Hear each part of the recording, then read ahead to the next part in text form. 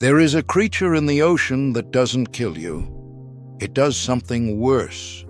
It waits in the dark, slips through your gills, and attaches itself to your tongue. Then it starts feeding, slowly, quietly, until your tongue withers away and dies. But it doesn't leave. It replaces it. From that moment on, every time the fish eats, it is using the parasite as its tongue. And the most disturbing part? The fish keeps living. This is not science fiction. This is happening right now, in our oceans. And the creature responsible is called Cymothoa exigua. It is commonly called the tongue-eating louse. That is what we will call it in this video as well. Before we go any further, I know what you're thinking. Can this happen to me? It's the first thing everyone wants to know, and I'm not going to make you wait. The short answer is almost certainly not. The tongue-eating louse evolved specifically to parasitize fish, primarily the spotted rose snapper and similar marine species. Its entire biology is calibrated for a fish's gill cavity, a fish's tongue, a fish's immune system. But here's where it gets uncomfortable. There have been documented cases of humans accidentally ingesting juvenile Cymothoa isopods, typically by eating raw or undercooked infected fish. In 2012, a woman in the United Kingdom found one of these creatures inside a fish she had purchased from a market.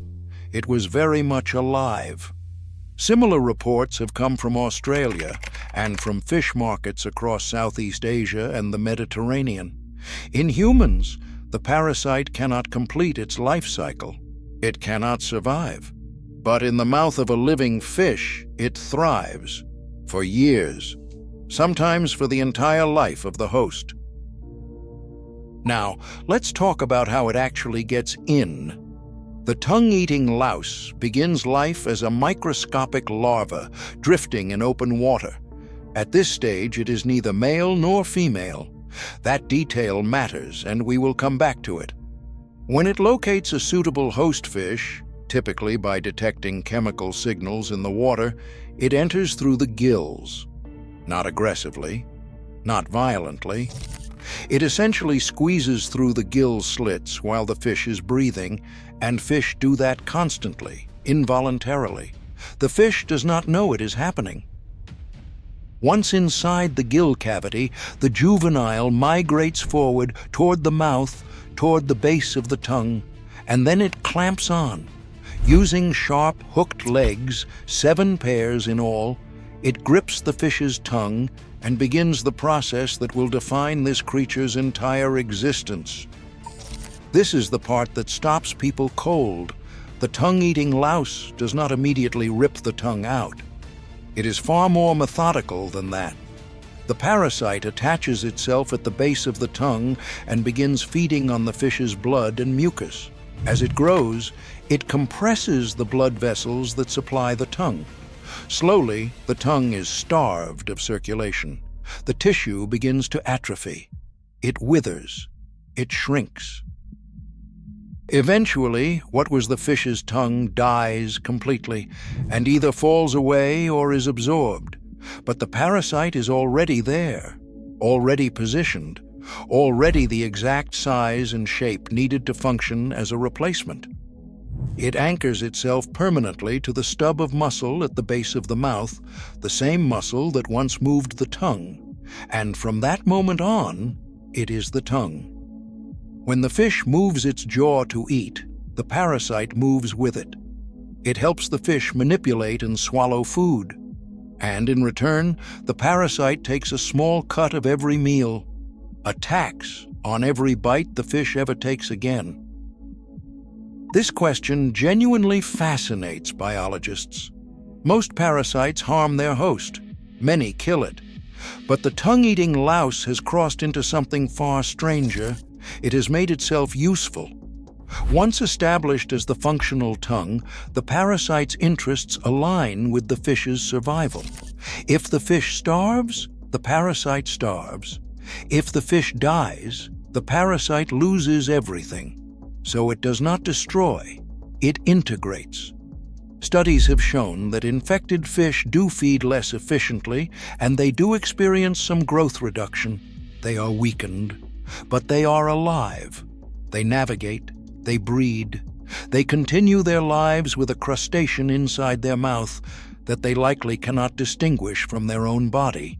There is no immune response that dislodges it, no behavior the fish develops to remove it. It simply becomes part of the fish, a parasite so deeply embedded it functions as an organ. This is the question no one can fully answer, and that is what makes it haunt you. Fish do have nociceptors, the nerve endings associated with pain detection. Research over the past 2 decades has increasingly supported the idea that fish experience something like pain, not merely reflexive responses to damage. So, what does a fish experience when a parasite clamps onto its tongue and starves it into necrosis? We don't know. We genuinely don't know. What we do know is that the fish doesn't thrash, and it doesn't display obvious distress behavior during the process. Whether that means it doesn't feel it, or whether it simply cannot escape it, is one of those questions marine biology has not resolved. What we do know is that the fish keeps living, keeps eating, keeps swimming through the ocean with a crustacean in its mouth, operating as a tongue, feeding on it from the inside. Remember, I mentioned this creature starts life with no sex? Here's where it gets genuinely bizarre. All tongue-eating lice enter a host as males. When a single isopod is inside a fish, it matures as a male. But if a second juvenile enters the same host, and this happens, the first individual can transition to female. This process is called sequential hermaphroditism, specifically protandry. The male becomes female, the newcomer remains male, and they coexist in the same mouth. The female, the one replacing the tongue, can then reproduce inside the host, releasing offspring that drift out through the gills into open water to find hosts of their own. A parasite, replacing a tongue. That can change its own sex. Inside a living fish. Nature does not ask for your permission to be this strange. How does something like this come to exist? The tongue-eating louse belongs to the isopod family, the same group that includes the relatively harmless pillbugs you might find under rocks in your garden. But marine isopods diversified into thousands of species over hundreds of millions of years, and some of them took the parasitic route. The tongue replacement strategy didn't appear overnight.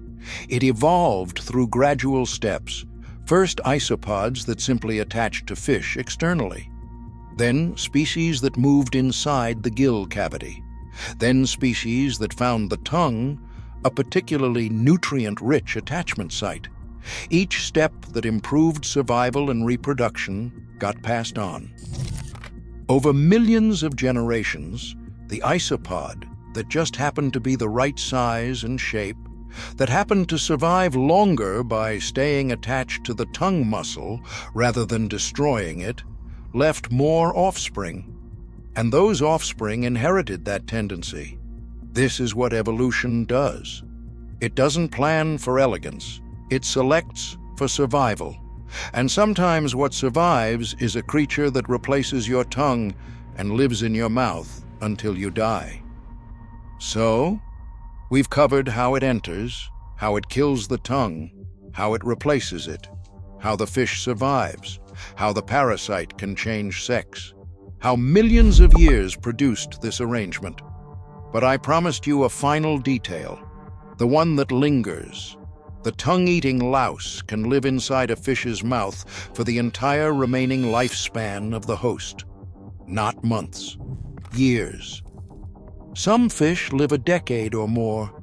The parasite, this creature that entered as a tiny larva, consumed the tongue and installed itself as a biological replacement, may sit in that mouth for all of it.